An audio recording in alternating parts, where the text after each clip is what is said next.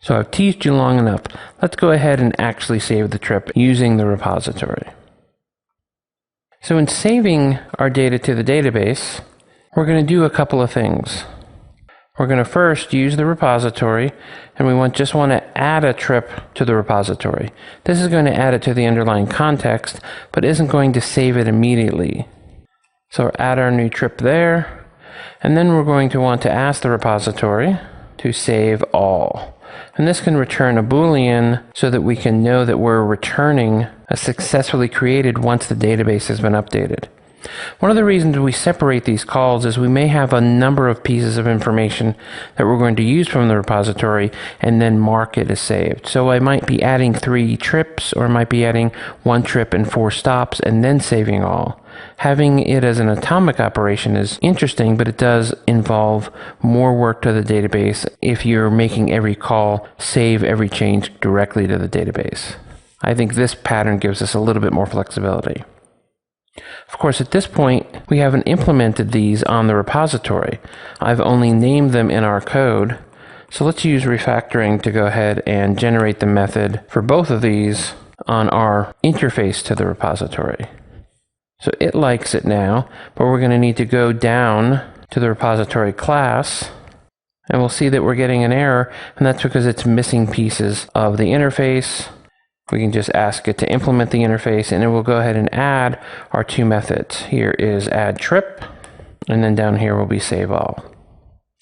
To implement add trip, we're just going to be using the local context object, calling add, and saying new trip. Now, in here, I could also set up some default properties if I thought I needed them. So if I wanted to set the created time here, or I wanted to set the username, this might be a good place to do it. But for what we need right now, we're just going to be adding it to the context. Saving the data isn't that much more complicated either. We're going to be using the context object and calling save changes. The save changes, as we can see here, returns an integer. That's interesting. What we need to return here is a Boolean. So do we want to just cast it? What do we want to do? What save changes actually does is return the number of objects in the database that were changed. Now, in a relational database, that would be the number of rows that were changed. In a NoSQL database, that might be the number of documents or nodes or whatever other primitives they're using that have been changed. So we can effectively say if save changes is greater than 0, it actually saved something, which is the behavior we want. We want to test whether something was saved to the database correctly. So back in our controller, we should be able to actually now add this new object because we're wired up through the repository into the database.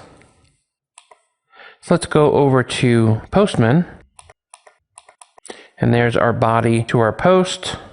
If we send it, we're going to get back out the new object from the database, right? There's an ID, Southern Tour, and created. So the ID being 4 is actually interesting, right?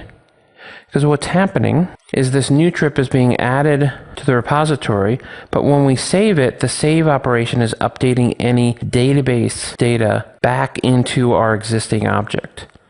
So in this case, it's taking that generated ID that the server made and pushing it back into new trip.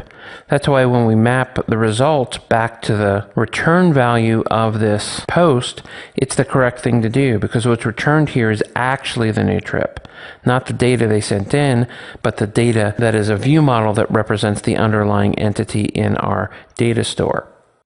If we come back over to Postman, we change this back to that get and execute it, we'll see we now have those 3 trips. And our new one ends up at the top only because we're ordering this. We are telling it to sort it by name. So our new The Southern Tour ends up being on top. If we decide to order it by ID, obviously we would be getting these in a different order. So now we've successfully implemented the post controller to create new trips. Next, we need to build the stops controller to complete the entire API. Let's do that next.